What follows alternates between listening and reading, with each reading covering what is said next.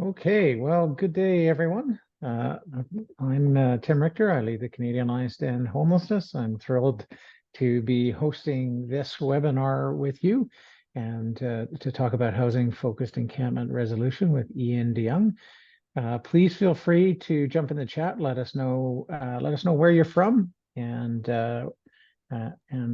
we will jump right into it. So really quickly, just want to do a quick land acknowledgement from coast to coast. We acknowledge the ancestral territories, the Inuit, Métis, and First Nations people that call this land home. We recognize the historic and ongoing impacts of colonization and are committed to decolonization of our systems and ongoing reconciliation, guided in our work by the UN Declaration on the Rights of Indigenous People, the Truth and Reconciliation Commission calls to action, the MMIWG calls to justice, and the principles of empowerment and self-determination.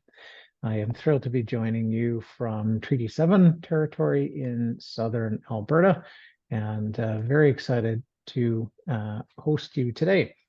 So just a few housekeeping items before we get into it. Everyone is muted, but please feel free to use the chat feature during the webinar. We're going to have a moderated Q&A. So if you have any questions, please feel free to pop them into the Q&A tab, and we will try and get to them at the end of the webinar. We are recording this session, so recordings will be available and emailed to everybody who signed up afterwards. And we also have multi-language closed captioning, so that can be accessed from the control bar under closed captioning. So I am thrilled to be introducing my friend Iain De Jong. Iain is determined and effective at helping communities work toward ending homelessness. Compassionately, he provokes people to think about homelessness differently and respond to it in such a way that evidence and data is favored over charity and opinion. He's an affable introvert. He embraces his ingenuity to create innovative and reliable service approaches for ending homelessness, then shares them with others charismatically. With refreshing candor, Iain believes through service excellence and informed knowledge that those organizations and people that have the privilege of being in service to others experiencing homelessness can be effective and inspire awe.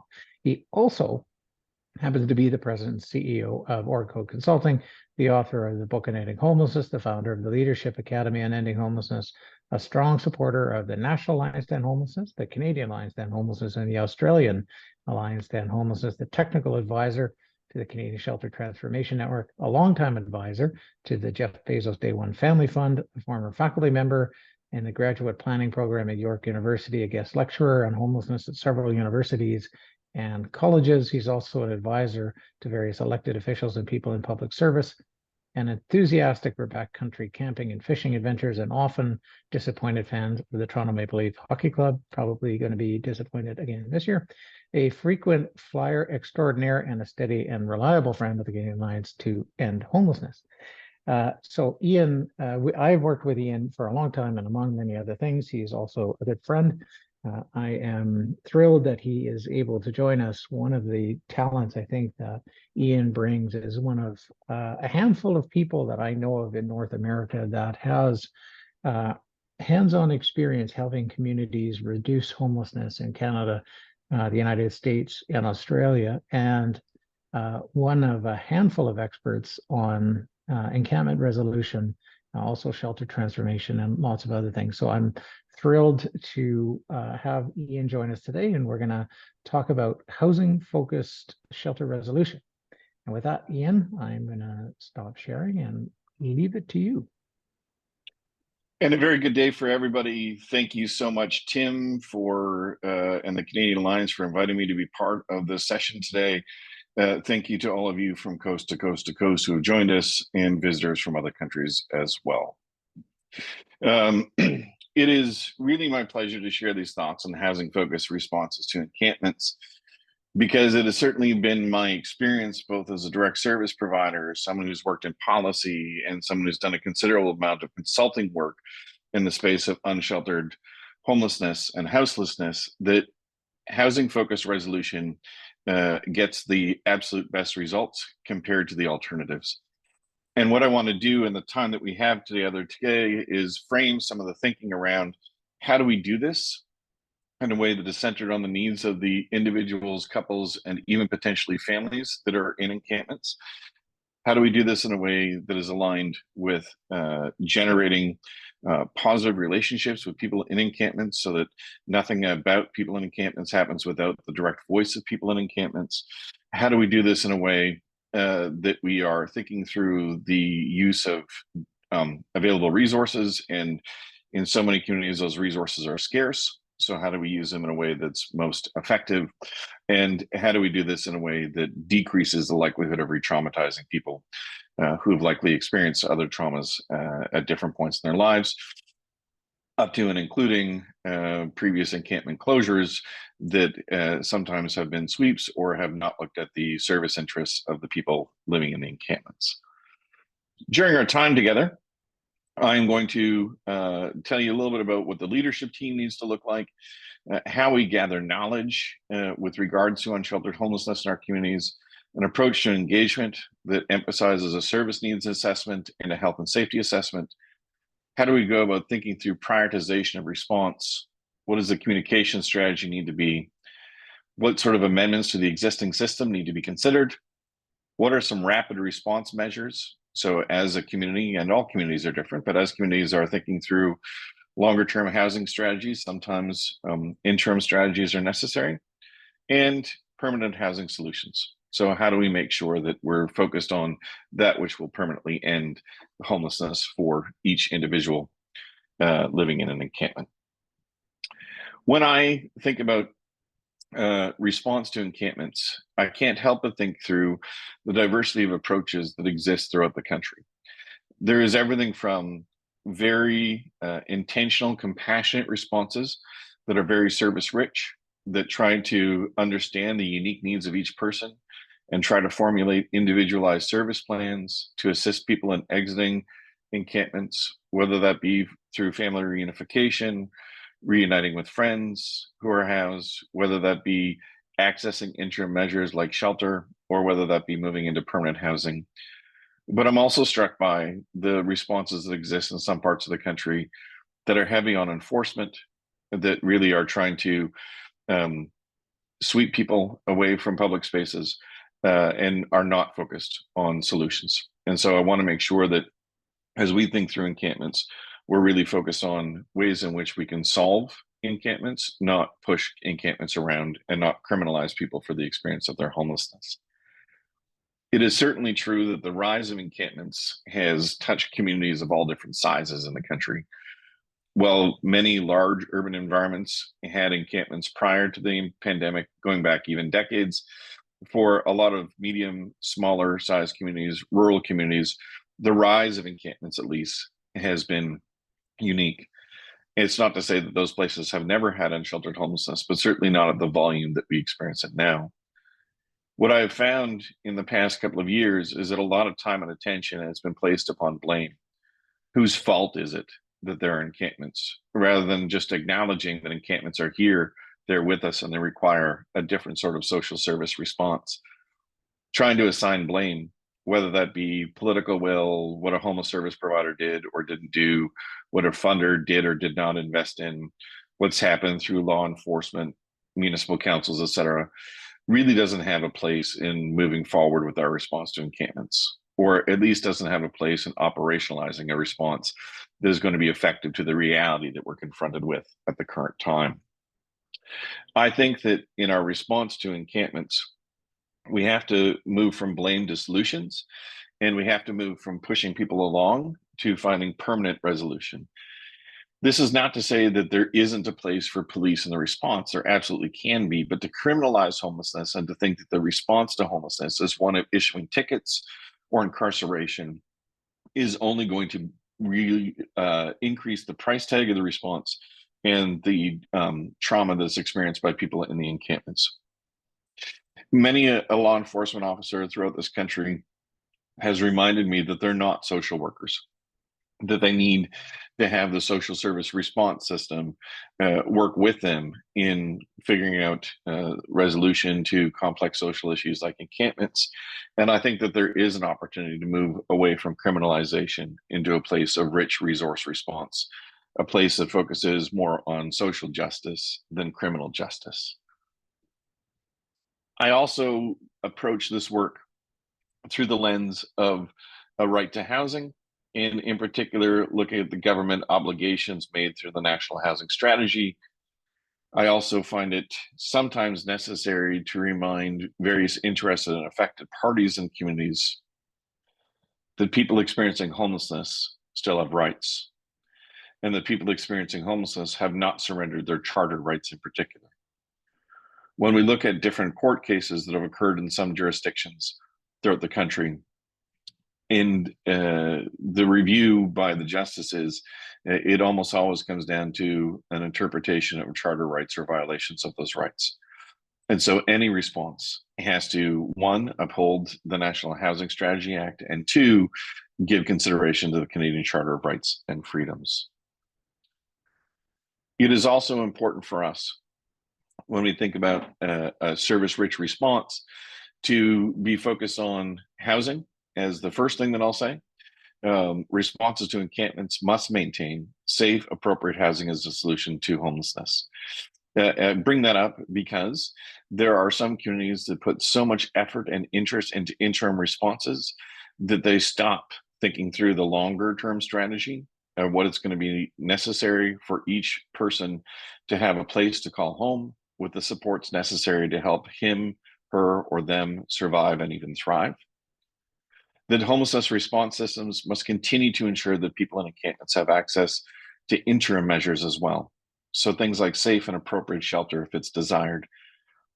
And while it is true that there are communities in the country that have vacant shelter beds at the same time that they have encampments, more often than not, encampments or the rise of encampments has occurred during a period of time where there's scarcity in shelter availability, or the only shelter beds that are available are higher barrier or more program intensive and less accessible to many of the people living in encampments.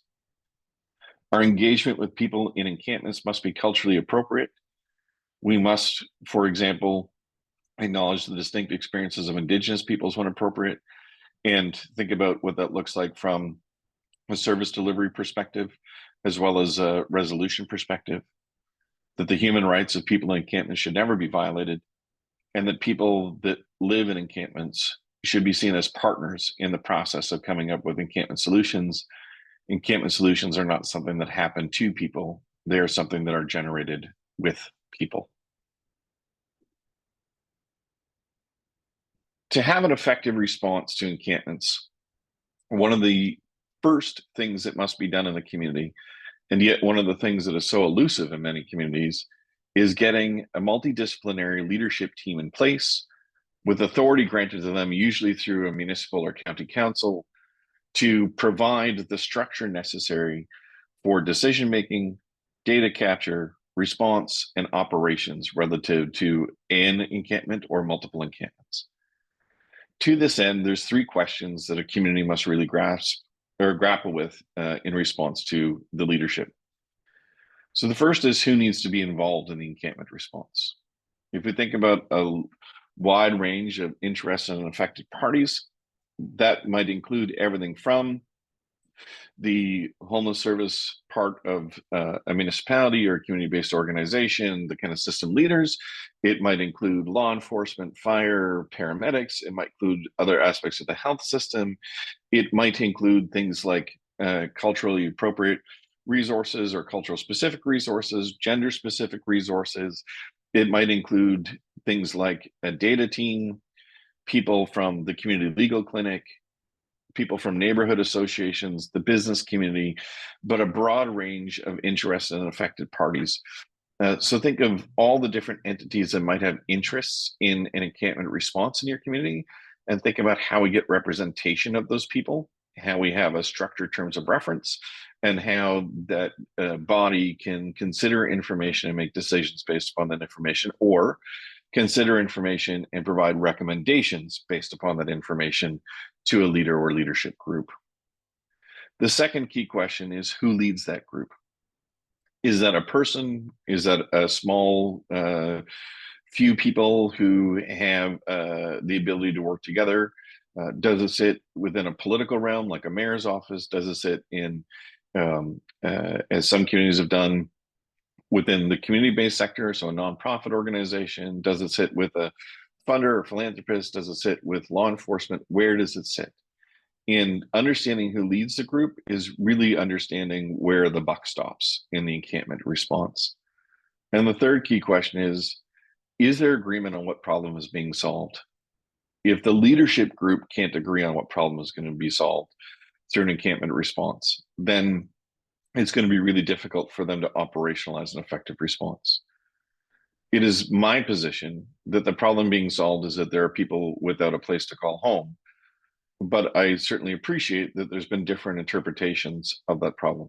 Everything from increase in concerns or complaints in a specific location, degradation of environmentally sensitive land, people in floodplains and risk of loss to human life. There's been a broad range of ways in which the problem has been defined, but as a community, you need to define what the problem is being solved. And don't see it as simple as there's people experiencing homelessness and need a response. What is the response that we're seeking for people who are unsheltered and experiencing homelessness? In that leadership team, it should have, as I mentioned moments ago, a defined terms of reference. The leadership team should have a bias towards action. This isn't about just deliberating or researching a response.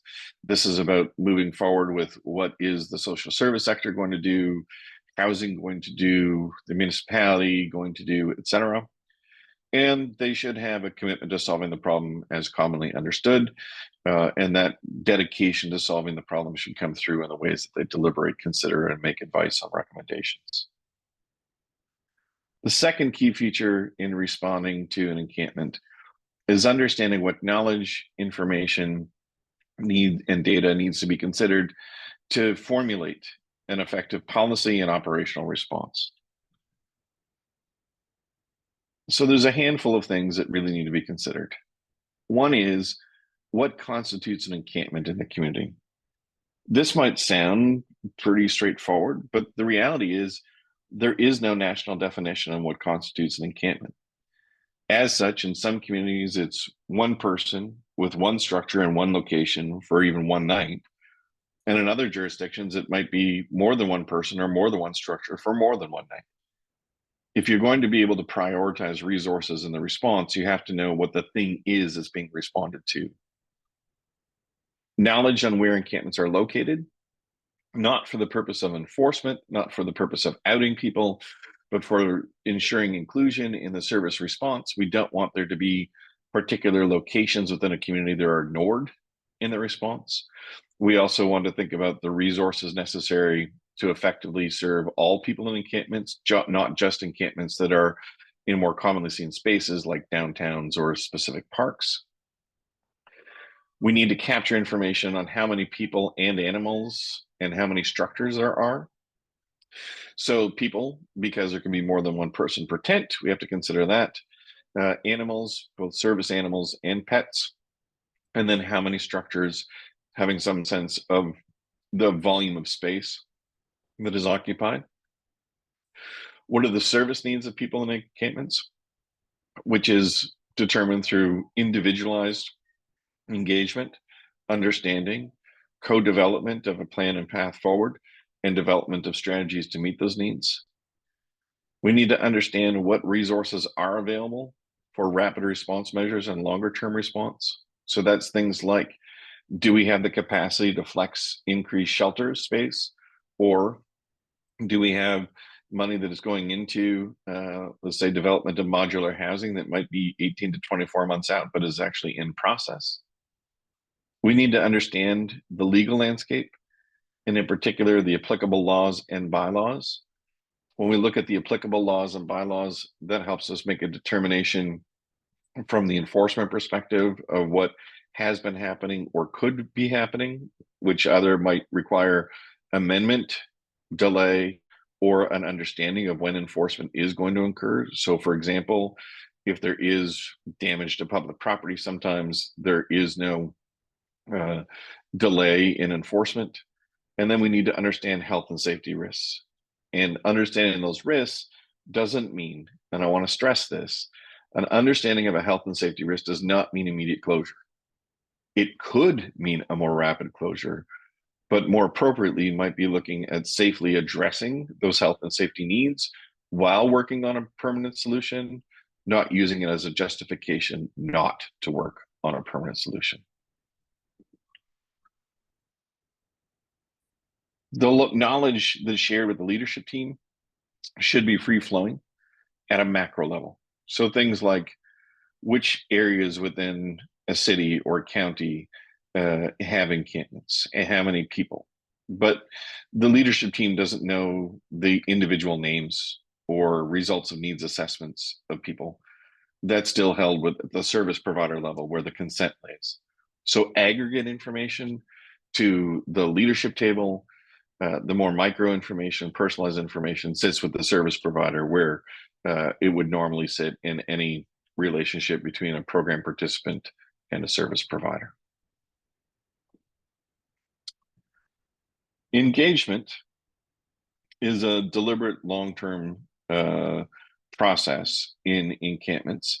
So it's not just a flash in the pan, we chatted to people once and we're done. Engagement is going to occur likely prior to an encampment being on the radar screen of different interested and affected parties. So usually through street outreach or a neighborhood service provider who knows that people are coming from an encampment, let's say the drop-in center. So there's information that's captured there. But once we get into the place of deliberate engagement, what we're really trying to think through is how do we as a community empower a professionally trained street outreach team to respond? Now, when we think about what this professional and trained street outreach team, just as a bit of a sidebar, if your community is so small that you don't have the resources for a professionally trained street outreach team, it is still better to get some training for people that will do outreach work rather than, let's say, taking someone from an income support office and sending them into the field without any training on how to engage people in this manner. The type of training and expertise we would want this team to have is the ability to deliver services in a manner that's trauma-informed, that is harm reducing, that is motivational, that is solution focused. So we need good problem solvers, that's culturally appropriate and safe, that's appropriate for people of various gender identities and is safe, that is age appropriate. So for example, understand seniors' needs if we're working with older adults, can engage in a positive youth development model if engage with youth, a team that knows how to promote wellness and is non-judgmental and compassionate. In addition, we would expect the professionally trained street outreach worker to know how to do this work in a way that is going to decrease harm, that is going to be as safe as possible, and is going to be related to the solutions focus being results driven. So not just focus on outputs, things like how many different people did I see or how many minutes were spent in encounters, but rather focused on outcomes. What is the result of that engagement? We also need to consider the leadership within the encampment itself. While not true of all encampments, certainly medium to large size encampments tend to have one or more persons that emerge as either spokespeople or decision makers within the encampment. This is often remarkably helpful for understanding the collective needs as well as the collective will of a group, especially if the encampment started through mutual aid and trust between a number of interested and affected people. But I'd also acknowledge that the leadership structure can change over time within an encampment. And in particular, the larger an encampment gets, the more complex the leadership structure tends to become.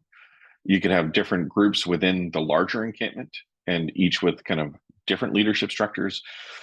And you can have very positive leadership. So a leader within an encampment that really looks out for the best needs, safety, and access to resources of everybody in the encampment, looks out for the safety of everybody in the encampment.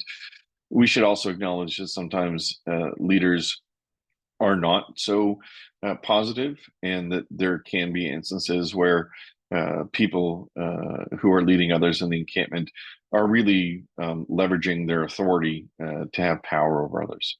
So this is why individualized assessment is also necessary in addition to group assessment and understanding of service needs.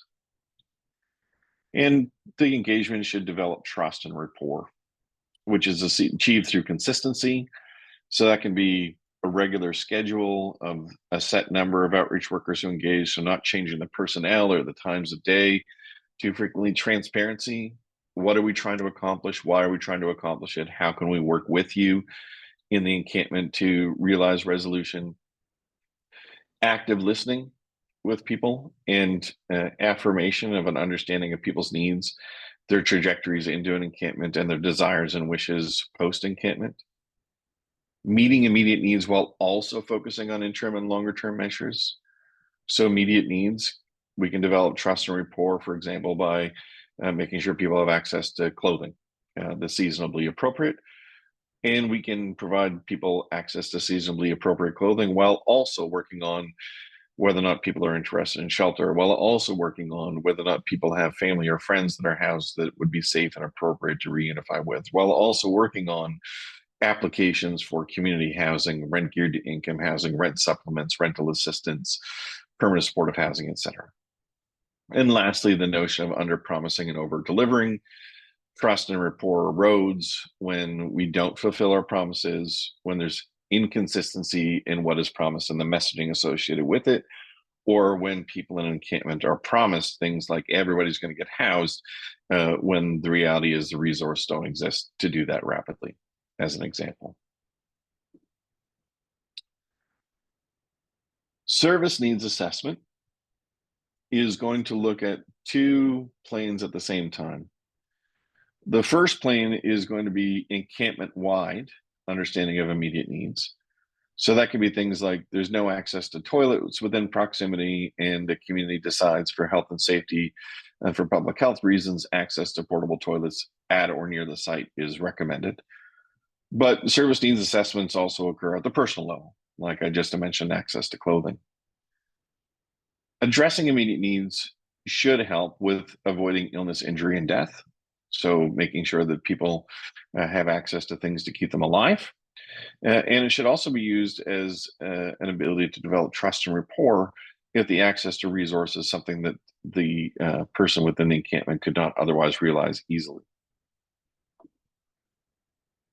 This is a list of the types of information that we want to be collecting through the service needs assessment.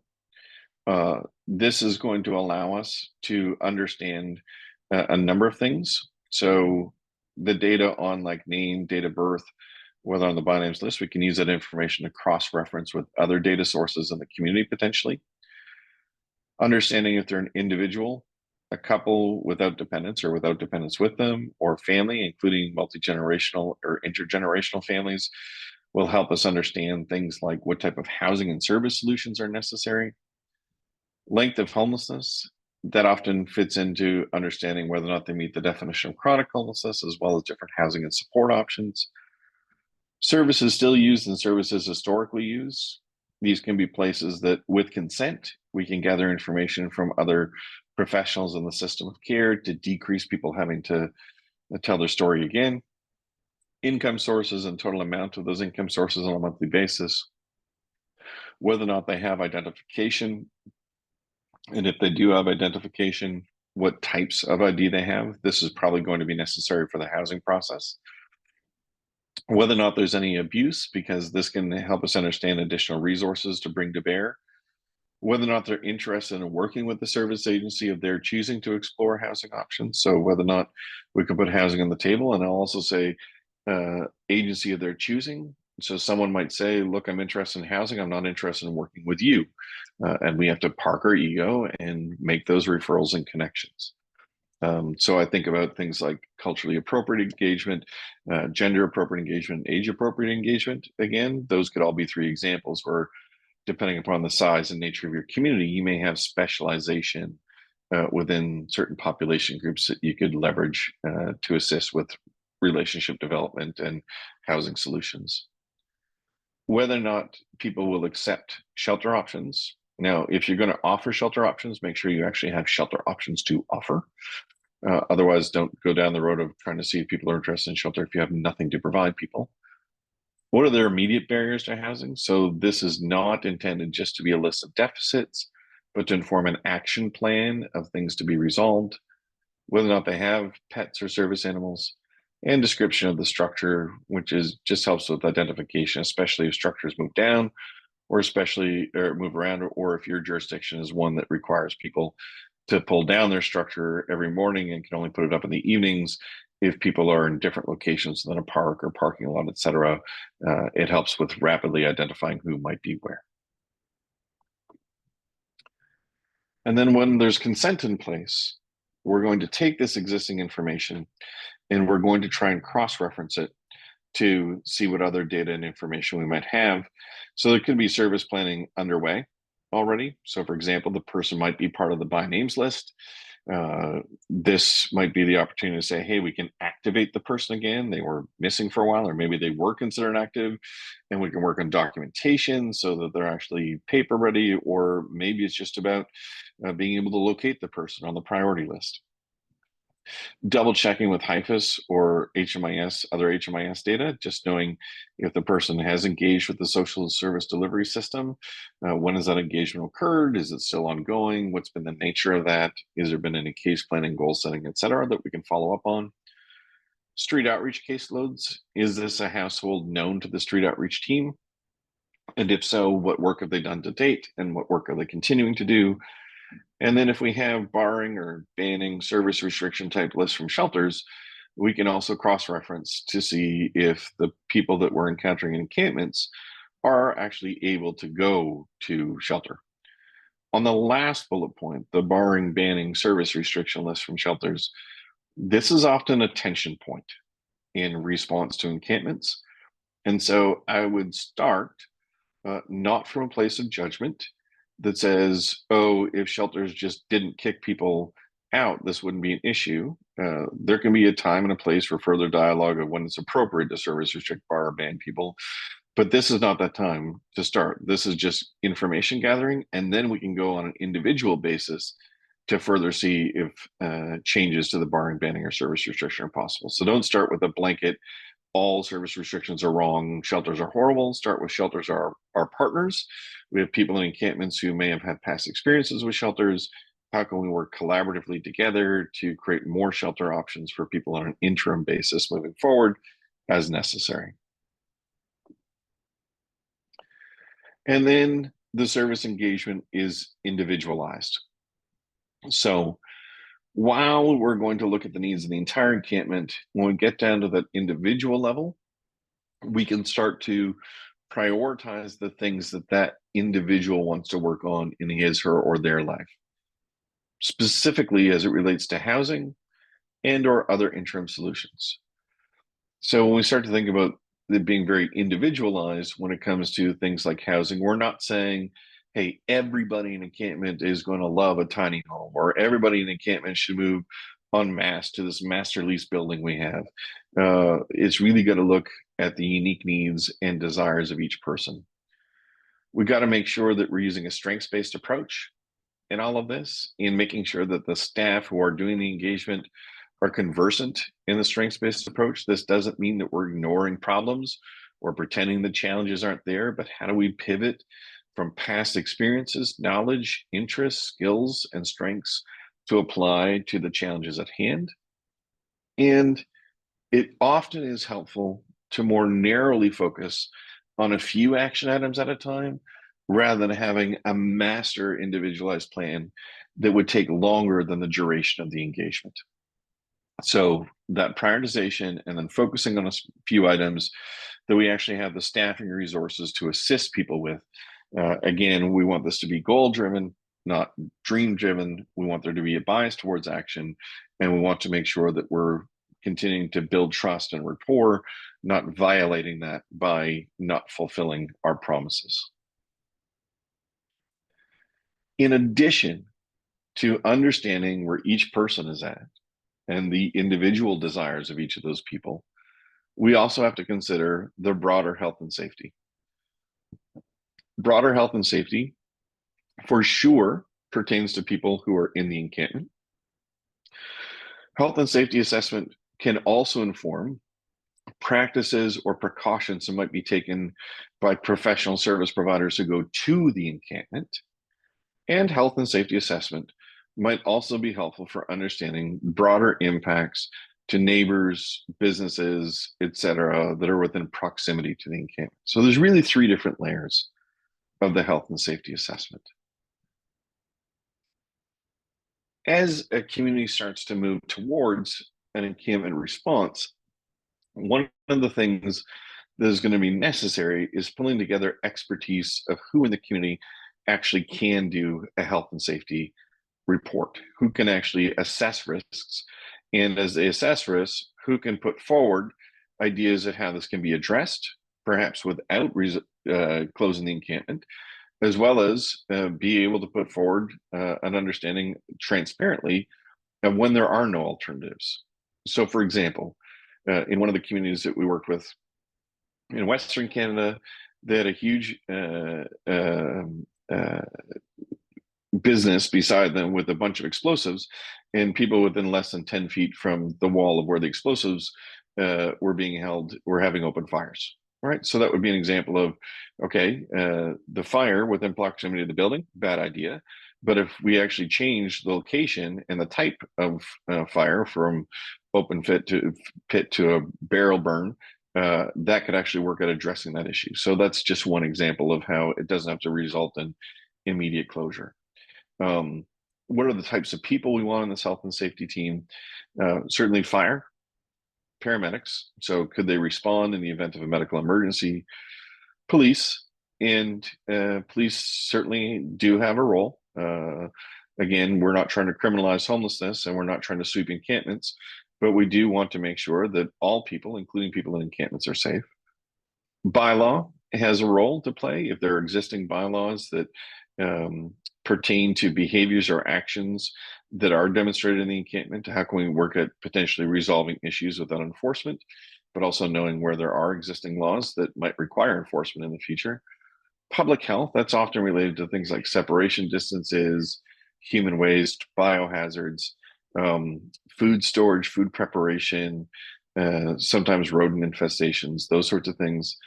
And then environmental planners, and that's the group that's probably forgotten, or at least someone from an urban planning or development services department who can likely has maps of things like brownfields where soil is contaminated, where we probably don't want people digging into the soil, or floodplains where there's higher risk of loss of human life if people are set up in a floodplain, or soil that is not safe and sound and could deteriorate and result in landslides, etc.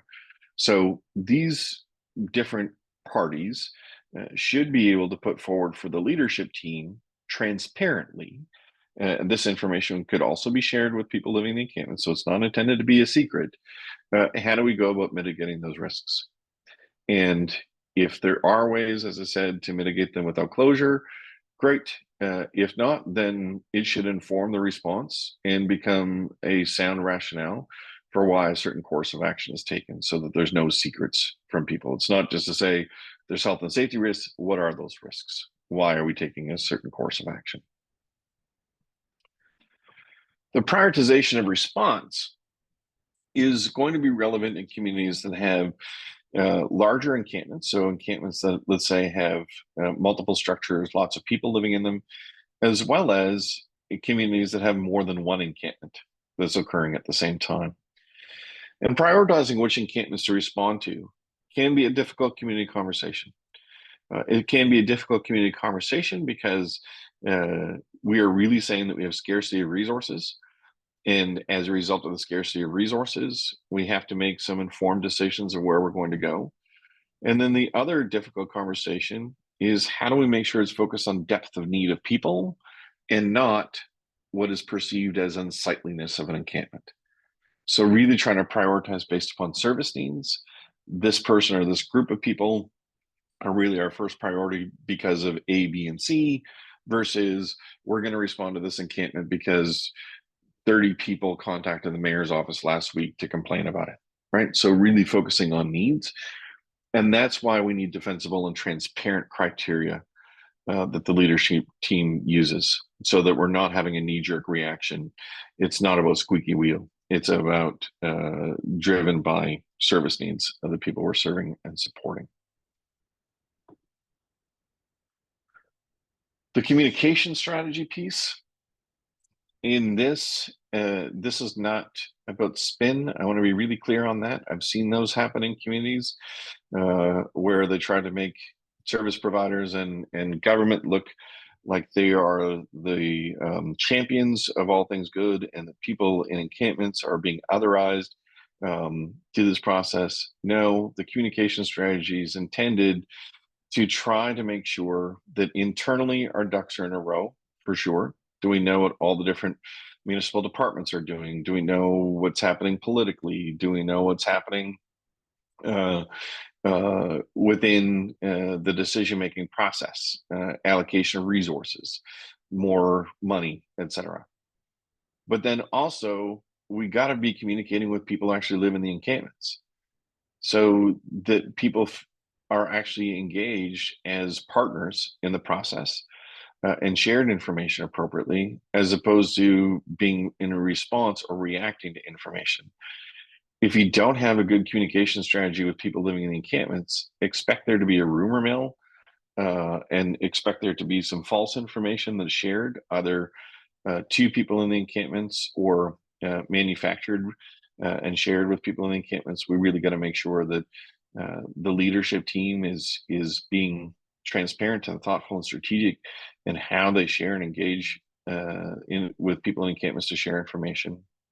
And if there is closure for any reason, that has to be documented and communicated. And I would suggest, as necessary, multiple languages and with visuals. I also think that in the event of a closure, the legal reasons, so what is your legal justification, should be made transparent. And if people can access like community legal resources or pro bono legal services, communicating that as well, so that people can take a course of action that they think is most appropriate for their needs. But also related to the communication strategy, I think it's fair to say that the emphasis has been on how encampment responses improve the circumstances of people experiencing homelessness. And that's not a terrible thing. We should still continue that in some respects. However, it is my opinion and experience of the last couple of years that the public has generally moved from sympathy to being annoyed to being angry to even being apoplectic in some communities about encampments. And so, if we want to build traction in the encampment response in a community, we have to explain to the housed public how a housing focused response to encampments is in their best interest. In other words, why is it in the public's best interest that it might take longer to respond to an encampment and have permanent solutions for people in the encampment rather than sweeping people out of an encampment? Or why might it make sense to provide access to like trash collection or providing a portable potty to an encampment rather than just forcing everybody to leave? So those sorts of messagings to explain public interest messaging, why it's in the best interest of the general population for us to respond with a housing focus rather than a law enforcement approach, is going to be absolutely critical. If you don't take care of this part of the response appropriately, expect that there will continue to be a considerable pushback and sometimes public debate around the intentions, purpose, and effectiveness of encampment response. You should also consider as necessary amendments to the existing system in our encampment response. So there's a few big buckets here. The first is coordinated access. And really at this point, if people are not on the list, let's get them on the list. But once people are on a list, let's focus on coordinated exit. So exit, exit, exit, not just getting people on the list, getting people off the list. And who are we focused on getting off the list? People in encampments. This doesn't mean that we can only house people from encampments, but if that is the pressure point in the system, then we need to make sure that we're considering things like proportional allocation of housing units for people in encampments. So maybe that's For every one person housed out of a shelter, we house 2 or 3 people out of an encampment, just as one example of proportional allocation. So we're not going to ignore this important process and the necessity of it for various funders, but we are going to give consideration to things like, how do we make sure if encampments are the pressure point in the system, that we're not just treating it like any other part of the system. Second big bucket is looking at shelter operations. So we have to look at things like, are there low barrier shelters that people living in encampments can enter?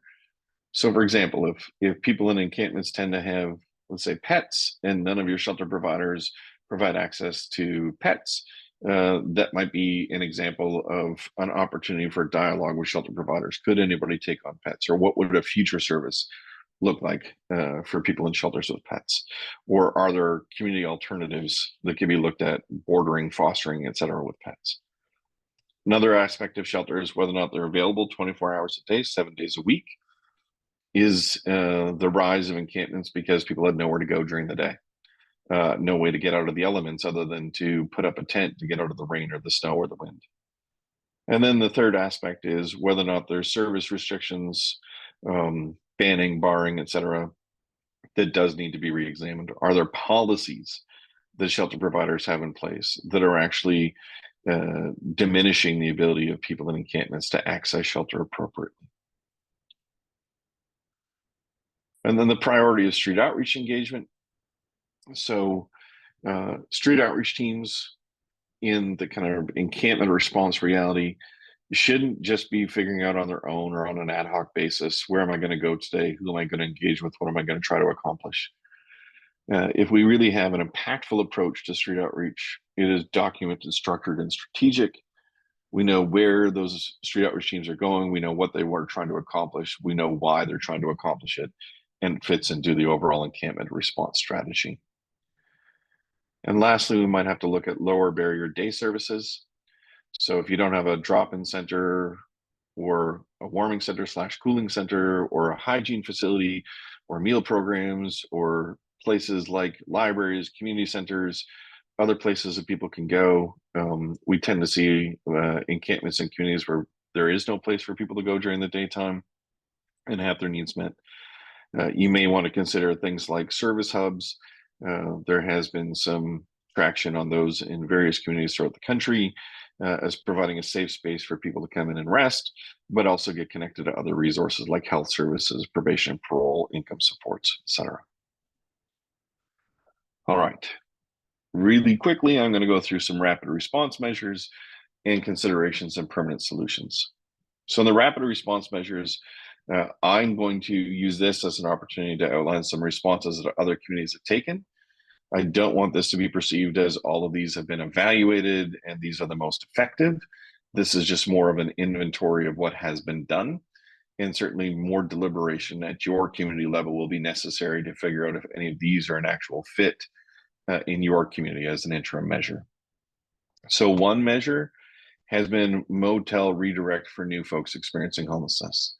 So this has been not taking existing people with often complex or co-occurring needs with a lot of support needs. This has been trying to free up shelter space by taking people new to homelessness, often for economic reasons, and using motels as an interim option for that group of people, usually first-time homeless, usually part of the rapid resolution period. So 2 to 4 weeks while people are trying to figure out some next steps.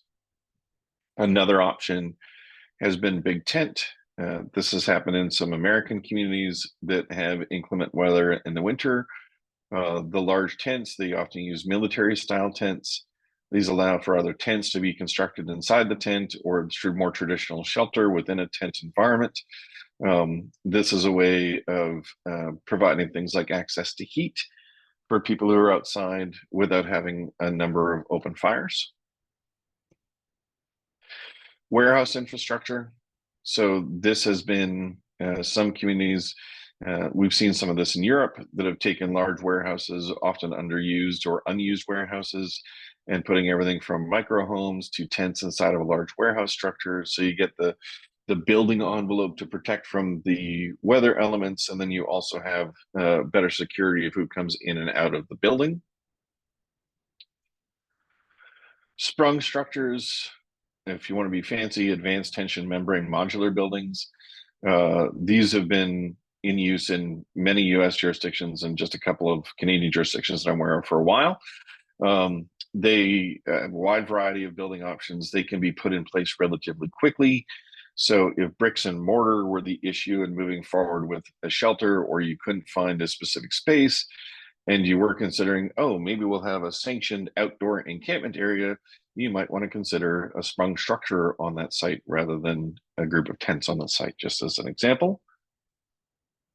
Warming buses. So some of these operate 24/7, some operate just overnight, some operate year-round, some operate just in the cold weather months, but an opportunity for unsheltered people to come in, be engaged, served, supported, referrals made, immediate needs addressed. Sleeping bus or mobile warming room. So buses that are retrofitted to put bunk beds inside of them. They can go to the sites of encampments, provide a safe place out of the elements for people to come inside. This is particularly effective in some communities with colder climates, and can be really effective during the likes of cold weather alerts to bring to encampments as another possible way of engaging and keeping people safer in encampments. Safe parking, if your community has a large number of people sleeping in cars, vans, RVs, etc. There's even operational manuals of how to operate safe parking lots. They rotate, generally speaking, and usually only available in the overnight hours. CCAN conversions. So this can take a while and be expensive to get up and running, but we have seen some creative uses of these in a number of jurisdictions, usually turned into a unit 2 or 3. They're very small, very durable. Pallet shelters. So this is often seen as an alternative to sanctioned encampments, putting up the pallet shelters, because they can be put together relatively quickly and you can have them available for all seasons. And crash pads and nap pads, more popular in Europe, although there are a few examples in North America as places where people who are outside can go to be safer, but not go into a large congregate shelter. And then hubs with resting spaces, so places for people to get service resources, access to housing and services and supports. And that's been everything from converted buildings like a former aquatic center in Windsor to more drop-in center type spaces. And then on this permanent housing solution side of things, I'd offer that many communities still continue to look at motel purchases. And a lot of the motels that are being looked at for purchase already have kitchenettes in them. They're pretty modest in terms of going in to this kind of setting. There's not a lot of upgrades or renovations. It tends to be purchasing and operating as is. Organized housing focused relocation. If you haven't seen the Georgetown Journal of Poverty Law and Policy, A Tale of Two Tent Cities and the Critical Role of Housing Engagement in Addressing Homeless Encampments, it's a worthwhile read. It's basically a case study of a community in Florida that went from a large encampment with lots of health and safety concerns to having people co-locate on shelter property and then one by one housing everybody out of that encampment. Government-backed master leasing. This has been really getting the headlines in Los Angeles County and City these days. Government-backed master leasing, so the risk doesn't sit exclusively with the nonprofit. And in tighter rental markets, it is one way of gaining access to units and decreasing some of the barriers for housing access for people in encampments. Trailer parks. So there are nonprofit organizations that have now gone into the trailer park business. A lot of this has happened with families, though not exclusively. And the real focus of attention there is it already is an existing lower cost housing option through its expansion or purchasing of trailer parks, the ability to provide some housing solutions more rapidly than otherwise available. And relocation to lower cost communities, I wouldn't say this is a starting position, but if someone actually has no ties to the community and it's predominantly an economic issue and not a support service issue, there are communities that have helped people relocate even when they don't have family or friends in another community, if they found like rental accommodation that's cheaper. And that's rare throughout the country, but there are still a handful of places that you could probably find places that are more affordable, but a lot of them are more isolated and don't have great transportation options. Micro and tiny homes, so there's no shortage of examples of those. Some are designed to be independent living, some of them independent bedroom, but shared bathroom facilities or dining halls. Some are completely weatherized, other ones aren't.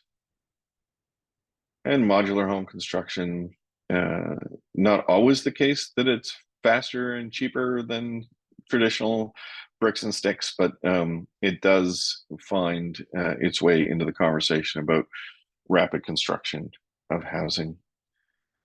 And lastly, in the permanent housing solutions, we can't ignore shared housing and roommates, both accelerating matching and possibility, as well as helping sometimes property owners and landlords understand what independent agreements look like in a rental capacity for people who share a premise but are not the traditional kind of roommate relationship.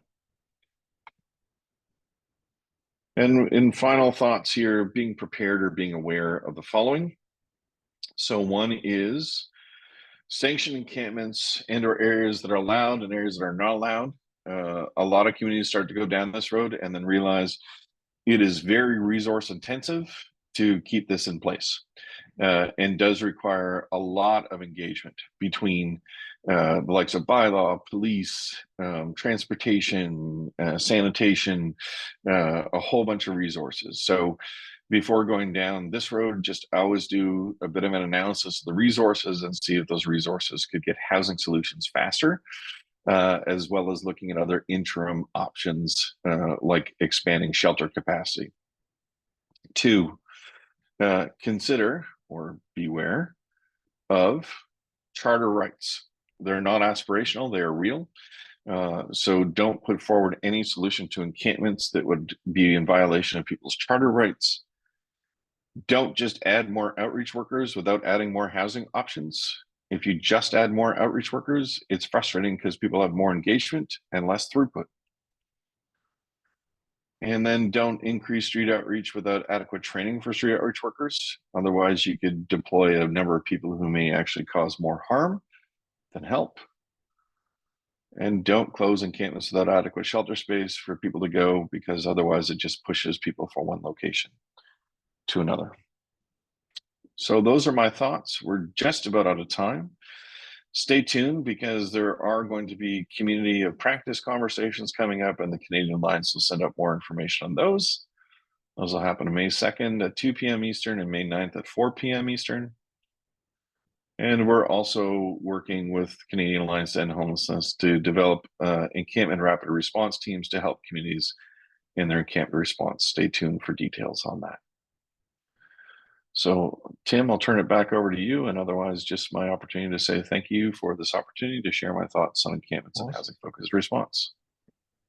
Brilliant. Thanks, Iain. There's a bunch of questions. We've got a minute left, but I'll make sure we take a couple. One question that comes up is how do you keep interim measures from becoming permanent measures? Like, I think we'd agree that a pallet shelter or a tent is not a home.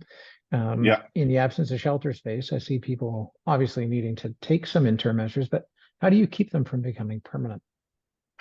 I think sometimes it starts with the longevity of the agreement when you first start off with an interim measure, especially if you're going to use a physical location.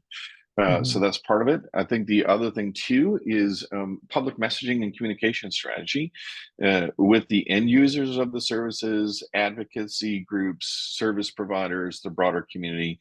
We all need to be on the same page. And just like we wouldn't want shelter entry without an exit plan, we also want to make sure that we're focused on time and attention being placed on, let's start working on the wind down of this interim option at the same time that we open it. Let's not just wait until an indeterminate time in the future and then decide we're going to try and close it. Yeah. Okay. I'm going to try and grab a couple of questions. I know we're running out of time, but I'll be really quick. A couple of questions here. One is, doesn't proportional allocation of vacancies with an emphasis on those in encampments ultimately encourage encampments? It all depends on how it's publicly messaged and all sorts of the criteria of people in encampments. So often when encampments have a proportional response, one, it's known within the system, but it's not necessarily publicly advertised. And two, it's usually only for people that have been in encampments for a specific period of time, as opposed to anybody who's outside is automatically prioritized. And that's where things like collecting information on length of homelessness, services used currently and historically is also really helpful, getting that consent to round it out with inputs from other people in the service response system. Right on. One last quick question. Is there an example of a city that has a set of best practices on individualized pathways out of encampments for homelessness?